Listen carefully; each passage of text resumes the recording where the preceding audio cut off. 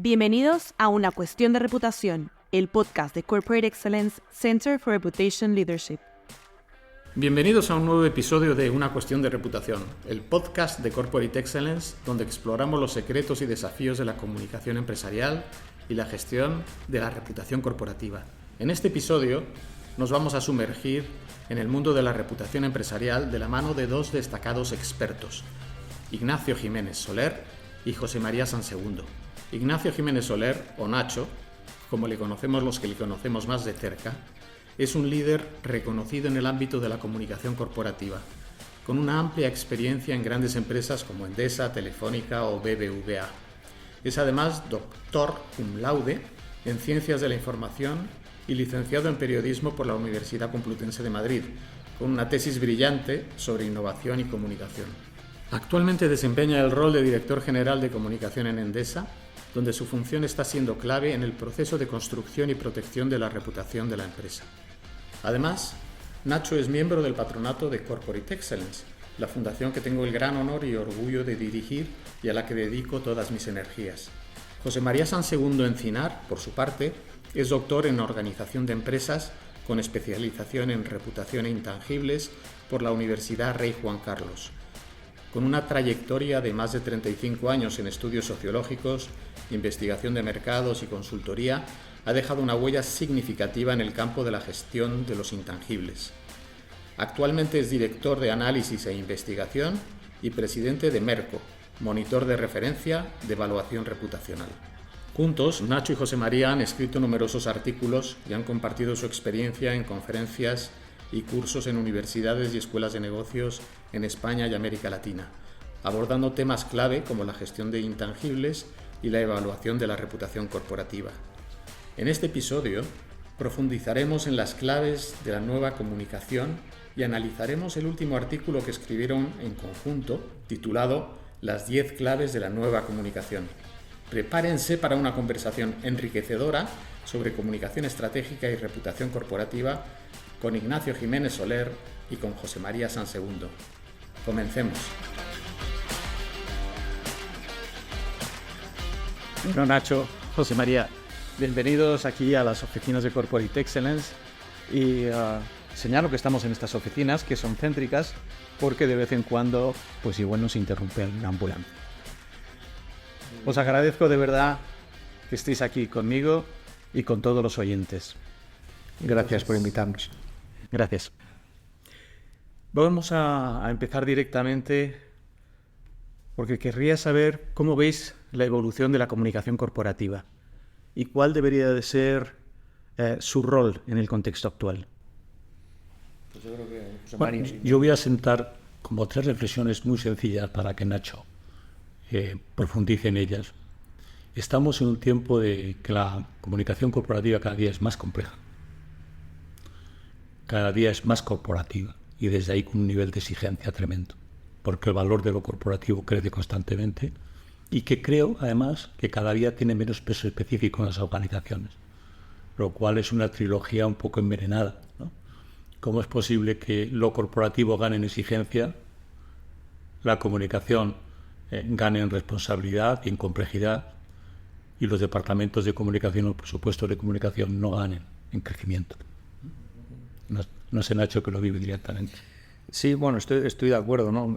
Plenamente en lo que dice José María, y esto es una enorme paradoja, ¿no? Porque probablemente estemos viviendo en uno de los momentos donde con más intensidad se vive la comunicación y se necesita la comunicación desde el punto de vista más corporativo y más transversal y paradójicamente estamos en un momento donde vemos como hay un cierto debilitamiento estructural de la comunicación que es progresivo, que es una tendencia. Si analizamos los últimos años, que podemos analizar desde la posición que ocupa la comunicación en las organizaciones. Estamos también en el comité de dirección, reportan o no reportan al CEO, los planteamientos que están haciendo los comunicadores son los adecuados y permean en la toma de decisiones de los CEOs, al igual que permean otro tipo de criterios o indicadores que pueden ser, por ejemplo, los financieros o los ESG, ¿no? Que son de los que más se habla. Sin embargo, lo que tiene que ver con la comunicación pocas veces moviliza o es una parte central de la estrategia de los planes estratégicos que se presentan en las compañías cotizadas. Y por eso creo que esa paradoja tiene mucho que ver con lo que comenta José María. Y en esta paradoja quizá también está, y me gustaría conocer vuestra opinión, la relación que existe entre la comunicación y la reputación corporativa. José María. Desde Merco podemos hacer un análisis muy sencillo, que es que cuando hay un equipo de comunicación líder, la empresa termina teniendo una reputación de liderazgo. Tanto lo primero es la comunicación. Es verdad que la comunicación no crea reputación, pero es la que le pone en valor. No hay reputación sin una buena comunicación detrás, aunque no sea lo esencial, no sea el origen de la reputación, sí lo es el final, sí lo es la percepción, sí lo es el valor. Sin una buena comunicación, sin un equipo líder en comunicación, sin una estrategia de comunicación buena, no hay reputación. O la reputación queda en un segundo lugar. Así es. Y esto creo que hay que subrayar un par de elementos, ¿no? Bajo mi punto de vista. Y son básicamente que hay muchas empresas que generan y tienen un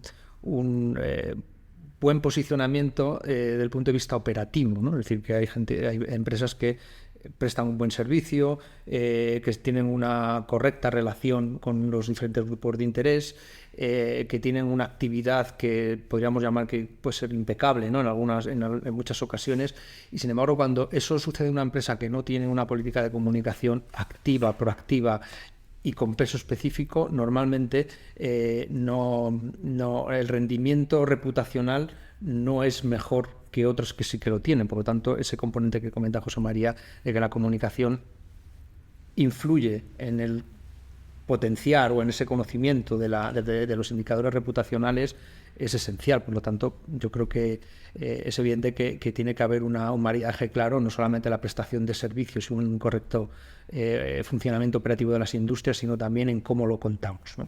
Y esa es una labor que tenemos que desarrollar los que estamos en comunicación, claramente.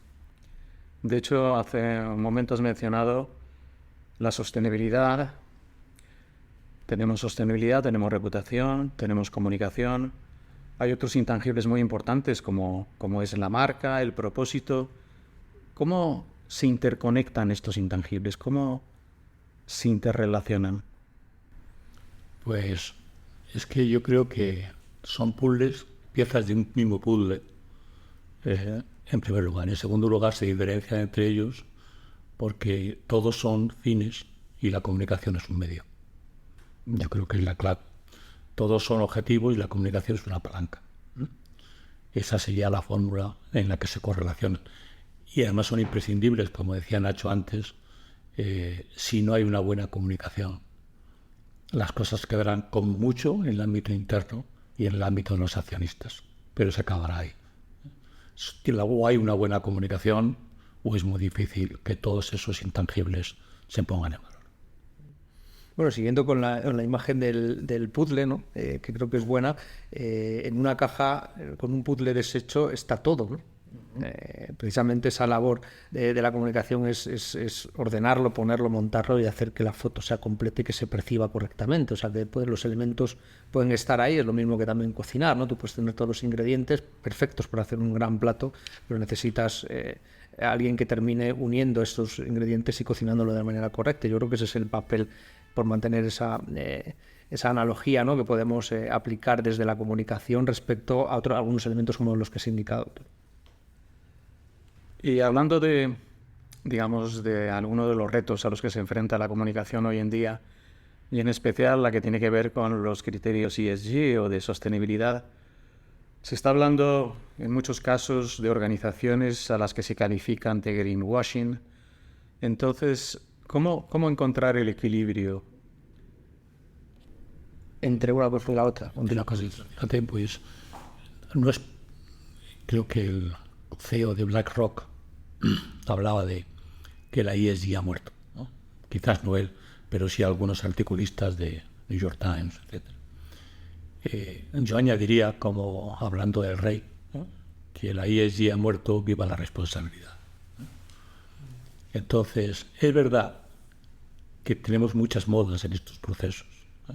Pero lo que no se puede dudar es de una cosa muy sencilla. La responsabilidad es una tendencia corporativa, es una exigencia legal y es una demanda social. Y las tres palabras son inamovibles. Y la comunicación tiene que actuar con el mismo criterio de responsabilidad de lo que pretende vender. Solo cuando la comunicación adopta su papel más superficial de venta, solo cuando la comunicación se la deja fuera de la estrategia, ocurren estas cosas de greenwashing. Yo hago esto, véndemelo. Si los buenos comunicadores participan en la estrategia, hay que esperar que eso funcione. Nacho, que lo vive directamente, porque además está en una empresa con mucho componente medioambiental, podrán explicarnos cómo. Bueno, yo estoy de acuerdo en el tema del componente de las modas, ¿no? Si nos vamos al año que no está tan lejos, ¿no? Por ejemplo, al año 2011, 2012, de lo que se hablaba en todas las compañías era la transformación digital. Hoy nadie duda, ¿no? Alguien que empiece en el año 2024 o el año que viene, 2025, que hable de transformación digital está completamente fuera de contexto, ¿no? Porque quien no sea en este momento haya hecho una transformación digital probablemente o no exista o será una empresa que esté completamente desubicada, ¿no? Yo con el tema del ESG veo algo muy similar, por no decir idéntico. Hay una corriente donde se ha puesto de manifiesto que tiene que haber una apuesta por los indicadores ESG, lo cual está bien, pero deberían ser, con el tiempo, son componentes biodegradables, ¿no? Es decir, que al final, dentro de 4 o 5 años, no tendremos que hablar de criterios ESG, simplemente estarán o formarán parte de la actividad de la compañía o esa compañía no tendrá una razón de ser aceptada ni aceptable por parte de su grupo de interés. Es decir, que hablaremos de otras cosas. Sin embargo, curiosamente, y de nuevo ahí la paradoja, el elemento vertebrador y que va a seguir manteniendo un criterio con peso específico para que esto sea viable es la comunicación, pero nadie está hablando de criterios comunicacionales que afecten positivamente a la reputación o a los elementos de refuerzo corporativo de una empresa. Y cuando pase el ESG tendremos otros elementos semánticos que serán una moda de nuevo y que al final la sociedad terminará aceptando como tienen que ser obligatorios por parte de las empresas. Así es que yo creo que volviendo ya al origen de tu pregunta, las acusaciones que se vierten sobre algunas compañías de hacer greenwashing, yo creo que son fruto de de una contraactividad que tiene que ver con movimientos activistas, que en algunos casos, toda la vida, tienen razón, pero en la mayoría de los casos yo creo que las empresas han mejorado muchísimo su actividad medioambiental, se someten a criterios de transparencia y a una serie de indicadores que se escrutan por parte de organismos internacionales, y la mayoría de las veces estos son realistas, verificables, y por lo tanto no estamos hablando de greenwashing. Hablar de greenwashing es comprar, creo yo, un marco conceptual erróneo y creo que bastante maldito para las organizaciones. Que algunas que hacen malas prácticas terminen impregnando pues una buena práctica que hacen el resto de las compañías, y creo que eso debemos evitarlo. Y la comunicación, una vez más, tiene un papel importante ahí. Muy bien. Me gustaría volver ahora a la metáfora del puzzle, la metáfora de la caja. Y el año pasado un think tank norteamericano, el USC Annenberg, habló del cubo de Rubik. Entonces, lo que unía el cubo de Rubik al final era la reputación. Es decir, cuando todo confluía de forma correcta y bien ensamblada, teníamos reputación. Pero la reputación tiene otra cara, que es el riesgo reputacional. Y me gustaría que nos hablarais de vuestra visión del riesgo reputacional.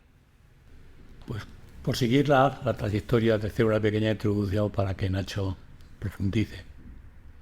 Yo creo que en riesgos reputacionales ha sido un gran negocio de auditoras y de otros.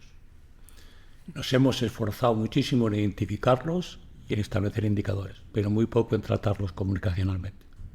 Sabemos mucho de identificación, de análisis e incluso de indicadores de impacto, pero muy poco de tratamiento comunicacional, que es la forma de que los riesgos reputacionales se puedan ser tratados. Es curioso que un riesgo reputacional finalmente solo tiene un tratamiento, que es la comunicación, y volvemos a la paradoja, la comunicación no ha entrado en el tratamiento tipo vacuna o en el tratamiento operativo de los riesgos reputacionales de la comunicación, que es finalmente a la que van a caer. Los riesgos reputacionales caerán en la empresa, pero pasan por comunicación. Y la pregunta es, comparemos el tiempo que hemos dedicado a identificar unos riesgos reputacionales, a hacer un mapa de riesgos, etcétera, con el tiempo que hemos dedicado a tratar comunicacionalmente cada uno de los riesgos reputacionales y a prevenirlos. Yo creo que el riesgo reputacional hay muy poca salud pública, por decirlo de alguna manera, en el sentido de prevención comunicacional. Vamos, nada más que añadir, creo que está perfectamente explicado. Yo creo que ese ejercicio de mapeo permanente de los riesgos reputacionales en sí mismo tiene un valor intrínseco, pero ese valor intrínseco lo pierde si no hay un trabajo permanente desde el punto de vista comunicacional para vacunar o prevenir esos riesgos, ¿no? Y luego después ahí, y permitidme que introduzca un elemento nuevo que probablemente no sé si estaréis de acuerdo o las personas que estén escuchando este podcast, y es que yo creo que hay un error también de semántico en las organizaciones, fruto de esa desaparición de los comunicadores, quitando el programa que impulsa Corporate Excellence, de las escuelas de negocios, que es de donde surgen muchos de los cuadros directivos y ejecutivos de las organizaciones. Es que hay una confusión permanente en identificar como riesgos reputacionales problemas de imagen, problemas de producto, problemas puntuales y tácticos que surgen en las organizaciones, ¿no? Cuando al final la suma de muchos problemas de imagen probablemente te termina afectando la reputación, pero que tengas una incidencia porque existes, porque puedes hacer las cosas mal o porque viene sobrevenida por el entorno, no significa que haya una correlación con un riesgo reputacional. Y ahí es donde creo que se produce un decalaje importante entre lo que aparece en un mapa con la no existencia de respuestas bien organizadas desde el punto de vista de comunicación. Porque, y una vez vuelvo a lo mismo que decía al principio, desde las direcciones de las empresas, los comunicadores, la comunicación no está en el centro de la estrategia de manera recurrente en todas las organizaciones. Si lo estuviera, abordaríamos esto desde el punto de vista más integral, de tener un mapa de riesgos reputacionales y también un plan de prevención permanente auspiciado bajo ese paraguas de la comunicación. Y eso, salvo honrosas excepciones, pasa poco. No puedo estar más de acuerdo, porque es que además la semana pasada tuvimos una masterclass con el profesor de riesgo reputacional que tenemos en el programa del Global CCO que hacemos con ESADE. Y volviendo a los riesgos, hay uno en el que me interesa, o nos interesa a los oyentes, en especial tu punto de vista, porque en el Global Risk Report del World Economic Forum, que se publica en Davos, nada más terminar, este año identificó la desinformación y las fake news como uno de los principales riesgos a los que se enfrentan las organizaciones en el corto plazo. Y Nacho, todos los que te conocemos sabemos que es un tema que te ocupa, que te preocupa especialmente. ¿Cómo crees que hay que abordar este reto desde las áreas de comunicación? Bueno, pues rompo el turno, José María, con esto. A ver, la desinformación es una estrategia de poder.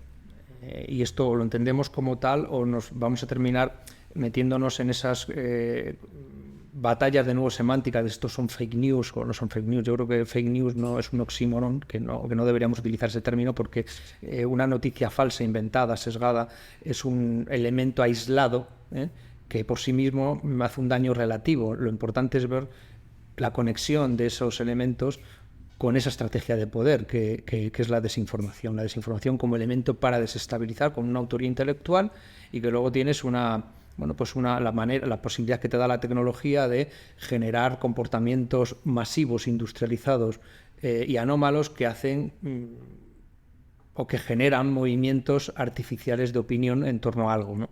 Y eso es lo que termina polarizando y dividiendo a la sociedad o generando esa desestabilización o sensaciones de crisis que son muchas veces poco fundadas y que hace que se precipiten decisiones erróneas en las organizaciones o en la política o en las instituciones. Esa es la desinformación, ¿no? Entonces, yo lo que he dicho muchas veces es que los departamentos de comunicación hoy no están dimensionados con los perfiles adecuados para trabajar en este entorno tan complejo y completamente nuevo en nuestra estructura de trabajo. ¿Y eso qué significa? Significa que tenemos que tener mucha analítica desde el punto de vista del software adecuado para identificar esos comportamientos anómalos, para tener modelos de atribución para identificar cuál es la autoría intelectual que ha propiciado eso, porque esto al final se hace por encargo y no nos podemos olvidar dentro de las estrategias de poder para tratar de atacar a alguien o algo, ¿no? Y tenemos que combinarlo esto dentro de los elementos más tradicionales o recurrentes de nuestra estrategia de comunicación. Por lo tanto, necesitamos a perfiles algo diferentes a los que tenemos actualmente los departamentos. Y probablemente en el mundo de la desinformación y del uso inadecuado de este poder, nos enfrentamos también a cierta debilidad que tiene que ver con simplemente cómo los seres humanos procesamos la información. Porque al final el bien más escaso es el tiempo y ahora todos competimos por la atención, ¿no? La atención de nuestras audiencias, ¿no? Entonces, en ese sentido, ¿qué recomendaciones en términos de contenidos, formatos, nos daríais para gestionar esa comunicación con múltiples grupos de interés y que finalmente podamos llegar a ellos de forma efectiva? Bueno, yo creo que hay una primera reflexión, y es que la teoría de los stakeholders es la base de la teoría de la reputación. Es el cubo donde se mezcla la teoría de la reputación. Yo creo que el tiempo muchas veces también es una excusa para decir que no llegamos a los diferentes stakeholders, ¿eh? Y la gestión de los stakeholders es la clave en la gestión de la reputación. Cuando no hay una gestión adecuada de los stakeholders, seguramente llegaremos a la prensa, llegaremos al presidente, llegaremos a muchas cosas, pero no estamos llegando a la esencia de nuestra actividad de comunicación. Y es ahí donde los departamentos de comunicación, las áreas de comunicación muchas veces pierden peso específico, porque convierten lo inmediato en estratégico, cuando lo estratégico no es eso. Lo estratégico es la gestión de stakeholders. A partir de ahí luego tenemos un segundo problema, es, una vez definidos, una vez gestionados, ¿cómo puedo hacer que me escuchen todos y qué mensaje los lanzo para tener impacto? Que era un poco el profundo. Y yo ahí le dejo a Nacho, que tiene la obligación de hacerlo todos los días. Bueno, es que esto que dice José María es tan real como la vida misma, ¿no? Y antes, conectándolo con lo que me preguntabas de los equipos a propósito de la desinformación, tenemos muchísimas herramientas y posibilidades, pero básicamente esto yo creo que no va tanto de qué formato utilizamos para comunicar, porque ya cualquiera genera contenido, ¿no? Es bastante sencillo, y más ahora también con la irrupción de la IA se puede generar un contenido orgánico de manera bastante sencilla. Aquí la importancia es la pertinencia del contenido, cómo se distribuye ese contenido en un entorno tan heterogéneo y de fragmentación de audiencias y canales como tenemos ahora. Y lo más importante es cómo se percibe, cómo se decodifica y si se adopta o no o genera una acción en el grupo de interés al que estamos aludiendo.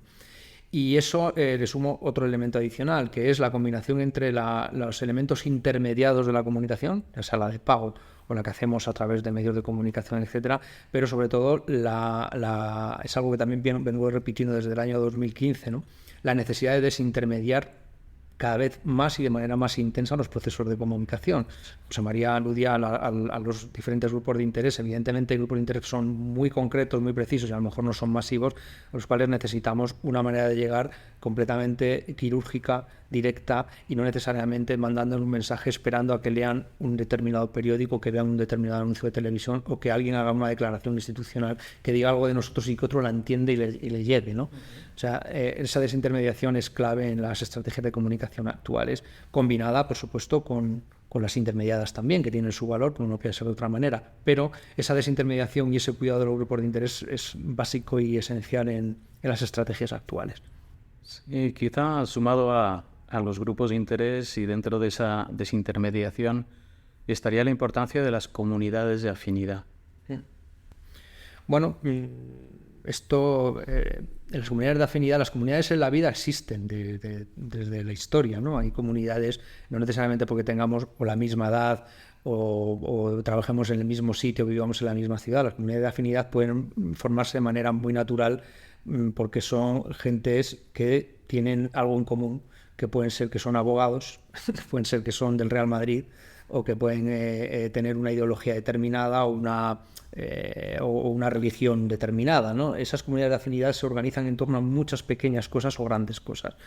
Y ahora se ha demostrado que es bastante más efectivo apelar a comunidades de afinidad, y la tecnología también nos permite llegar de una manera mucho más segmentada a estas comunidades, que a sentimientos muy, muy individualizados. Porque al final, de una manera o de otra, casi todos tendemos a sentirnos parte de un grupo determinado, ¿no? Más grandes o más pequeños. Entonces, esas comunidades de afinidad, si están bien identificadas, nos permite sacar muchísimo más partido a las estrategias de comunicación y cómo llegar. Es un ejercicio exigente. No es fácil, está muy bien decirlo, pero hacerlo es realmente complicado porque necesitas mucha analítica, mucha generación de consignas y contenidos muy enfocados a esos grupos de afinidad, y sobre todo la posibilidad de entender y de ver si eso impacta de verdad y qué retorno tiene, ¿no? Y eso es muy exigente desde el punto de vista operativo en el día a día. Simplemente por añadir un detalle, cuando hablaba Nacho de la desinformación, en algunos sectores las participaciones en redes sociales con comportamientos anómalos representan más del 50%. Y yo creo que ese es un dato que nos debe hacer pensar un poco todos. Más del 50% de las participaciones en una red social sobre una determinada empresa es anómalo. Tiene un comportamiento no humano, por llamarlo de alguna manera, que no puede... Una persona no manda 7 envíos en un minuto, muy de cosas de eso. Yo creo que eso nos habla de un escenario nuevo de la comunicación en el que, excepto Nacho, muy poca gente ha prestado atención a eso, más allá de denunciar. En la denuncia yo creo que sí que hay una cierta coincidencia, pero no en el tratamiento. Un director de comunicación no puede quedarse en la denuncia de un hecho que finalmente le puede llevar una idea a BOE, al Boletín Oficial del Estado. Nada más era eso. Yo quería volver a algo en lo que habéis insistido los dos, ¿no? La importancia de una gestión excelente de la comunicación desde el punto de vista de la empresa. Pero no olvidemos que en las empresas, y quizá por motivos históricos, pues hay como 2 fuentes de comunicación. Una tiene que ver con lo comercial, normalmente en las áreas de marketing, y otra tiene que ver con lo corporativo. ¿Cómo veis esta convivencia? Pues sí, asumimos, como tú has dicho algunas veces, Ángel, que la comunicación, en su esencia, en su base de reputación, tiene que generar confianza y vinculación. Si asumimos también que los 3 públicos más importantes, no hay stakeholder más importante que los accionistas, los trabajadores y los clientes. Si asumimos, en tercer lugar, que muchas empresas tienen millones de clientes, no unos pocos, sino millones y millones de clientes, el hecho de que la comunicación comercial, que es donde se determina la confianza y la vinculación, esté fuera de comunicación es una auténtica locura. Es una auténtica locura. Decir que un cliente de Endesa, por hablar de la empresa de Nacho, es responsabilidad de comunicación comercial, pero cuando Nacho habla a toda la sociedad, ahí es la comunicación corporativa. Nunca es más necesaria la comunicación corporativa que la comunicación comercial. Si queremos crear confianza, vinculación y explicaciones, si queremos dar transparencia, si queremos asumir compromisos, ¿con quién lo vamos a asumir nada más que con nuestros clientes?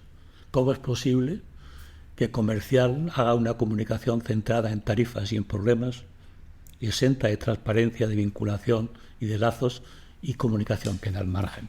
Eso es algo que conviene urgentemente hacer. Evidentemente, si solo tiene uno 100.000 clientes y uno comunica a la sociedad, pues es razonable. Pero si uno tiene millones de clientes, como son la mayor parte de las empresas de este país, ¿cómo es posible comunicar a una sociedad pensando que allí comunico a mis clientes y a mis clientes? ¿Se puede ser transparente con la sociedad y no con mis clientes? ¿Se puede crear confianza con la sociedad y no con mis clientes? se puede asumir compromisos sociales y no con mis clientes, es un poco una locura. No, así es. Una decisión de compra de un producto, de un servicio, para la cual se ha metido mucho dinero desde el punto de vista de marketing, si hay un problema con ese producto, con ese servicio, al final la crisis va a ser corporativa. Siempre lo es, ¿no?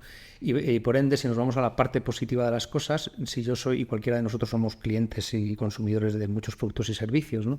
Primero, no nos gusta que nos interrumpan tanto. Segundo, si hemos decidido comprar un producto porque nos gusta el diseño, porque el precio es bueno o lo que sea, está bien, es una decisión propia, pero cualquiera se puede imaginar claramente que si nosotros vestimos un abrigo que nos ha gustado por el diseño, por el precio, pero sabemos que es de una marca que lo que hace y lo que representa dice algo bueno de nosotros, eso es un valor corporativo, refuerza mucho más ese proceso de compra. Eso en la parte positiva. En la parte negativa, si lo que llevamos es algo que se ha generado en torno a una actividad, vamos a llamar mala, fraudulenta o negativa para la empresa, al final la percepción va a ser negativa desde el punto de vista corporativo y no tanto por el producto que llevas. Entonces, al final, clarísimamente todo converge en lo corporativo. Y por eso estoy 100% alineado y estoy de acuerdo con lo que dice José María al respecto. Bueno, estamos llegando lamentablemente al final de nuestra conversación y quería haceros dos preguntas. La primera es, ha sido interesantísimo lo que nos habéis compartido. Entonces, y además sois profesionales con una larguísima y brillante trayectoria. Entonces, si tuvierais que quedaros solamente con 3 aprendizajes clave en toda esa larga carrera, ¿cuáles serían para cada uno de vosotros esos 3 takeaways o aprendizajes clave? Pues yo voy a citar a Ángel Ayoza, pero no sé si es a él, pero sí es una estructura que él suele tener en su cabeza.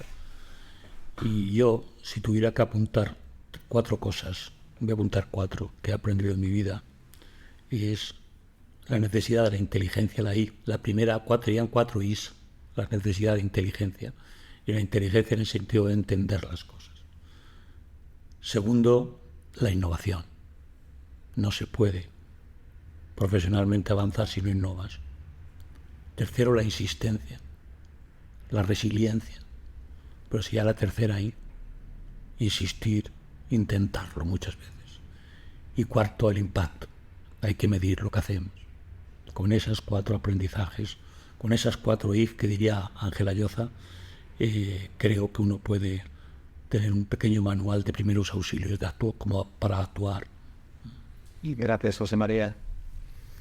Bueno, amén, vaya por delante. Y yo te diría que la primera es el aprendizaje y el estudio permanente. Yo he de decir que, y permíteme que haga aquí un paréntesis, que yo conocí a José María hace muchos años, siendo yo un joven directivo en una empresa aseguradora, y contraté sus servicios para hacer un pretest de una campaña.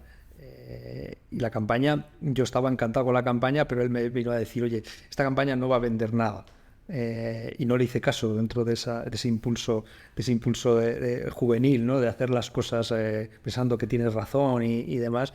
Y la campaña no vendió nada. La campaña está en el Museo Reina Sofía de lo bonita que es. Esta es una de las seleccionadas, pero no vendimos nada. José María tiene razón. Por lo tanto, ahí aprendí que el análisis y el permanente es necesario atenderlo, o sea, practicarlo y atenderlo para tomar decisiones, ¿no? O sea, la primera. La segunda es la necesidad de asumir riesgos basados en el estudio permanente. Si estudias sin entender las cosas te puedes equivocar, pero creo que puedes asumir riesgos para poder romper y avanzar en cosas nuevas, que tiene mucho que ver con la innovación que decía José María. Y luego la tercera, insistir en la desintermediación como un elemento clave en la estrategia de comunicación actual, ¿no? Y por supuesto, para cerrar el círculo, es analíticas, métricas permanentes, que es otra forma de seguir estudiando lo que pasa, ¿no? Es decir, lo que hemos decidido, en lo que hemos arriesgado, en lo que hemos innovado, ¿ha tenido sentido? No ha tenido sentido. Tenemos que rectificar, tenemos que profundizar, tenemos que ir mucho más allá, y ese círculo virtuoso tiene que alimentar nuestra manera de trabajar.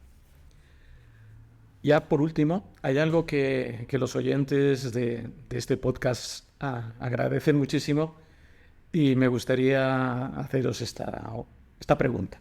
Y es, ¿tenéis algún libro, algún referente, algo que queráis citar para nuestros oyentes como regalo? Pues yo tengo dos, pero no sé exactamente cuál es el origen. Han llegado frases a mí, no sé cuál es el origen, pero sí las he hecho mías. Hay una que incluso está en la película Señor de los Anillos, cuando Gandalf le dice a Frodo se queja de la situación que ha tenido que vivir, que tiene que vivir, el compromiso, y que no nos está permitido decidir en qué tiempo tenemos que vivir, pero sí nos está permitido decidir qué hacer en los tiempos que tenemos que vivir. Y otra, que es un lema de vida casi, hablando de reputación, que yo creo que trabajar en la reputación es construir una historia de confianza, desde la ética, desde los compromisos, para hacer más grandes los negocios. Eso sería para mí la reputación. La creación, la construcción de una historia de confianza con los stakeholders, desde la ética y los compromisos, simplemente para hacer más grandes los negocios. Eso serán las dos. Bueno, a mí me resulta muy difícil, es muy difícil recomendar un libro o dos en particular, porque hay tantas cosas buenas y que por lo menos particularmente a mí me han ayudado, me han inspirado y demás, pero yo me destacaría uno que se titula Difusión de Innovaciones, de Roger Everett, que fue allá por el año 71, bajo mi punto de vista, el primero que supo identificar los atributos de la innovación para que sean procesos de comunicación exitosos. Y aunque después de ese año, fijaos que ha pasado tiempo, estamos hablando de hace ya 50 años, más de 50 años, se ha escrito mucho sobre innovación y comunicación, creo que todavía las tesis de Everett no han sido superadas. Para mí es un libro de cabecera que hay que revisitar permanentemente y que yo particularmente lo hago, ¿no? Lo hago y lo practico, e incluso lo aplico en mi día a día del trabajo, porque esos 5 atributos de la innovación que identifico, siempre cuando se cumplen 3 de ellos, sabes que el proceso de innovación va a ser un éxito. Para mí es un libro fantástico y que recomendaría, ¿no? Y luego de una manera muchísimo más actual, pues yo creo que hay varias cosas que hay que tocar. A mí me gustó por el elemento de aproximación, ¿no?, que tenía a una cosa que estamos viviendo ahora, que fue el de Comunicación y Poder de Castells, Manuel Castells. Es un libro magno, que bueno, pues que puedes aplicarlo de manera para el bien o para el mal, como toda la vida, pero creo que es un buen ejercicio que nos ha permitido identificar bien cómo funcionan las redes neuronales actuales en el proceso de comunicación. Y serían 2 elementos que me gustaría dejar aquí. Y luego cualquiera de Byung-Chul Han, sin ninguna duda. Nacho, José María, Nacho, muchísimas gracias en nombre de todos los oyentes de Una Cuestión de Reputación y en mi nombre, por supuesto, y en el de todo el equipo de Corporate Excellence. Gracias. Gracias a vosotros. Has escuchado otro episodio de Una Cuestión de Reputación. ¿Quieres formar parte de la revolución de los intangibles? Descubre cómo unirte a la Fundación en nuestra web www.corporateexcellence.org. Te esperamos en el próximo episodio para más aprendizaje, innovación y contribución al mundo empresarial.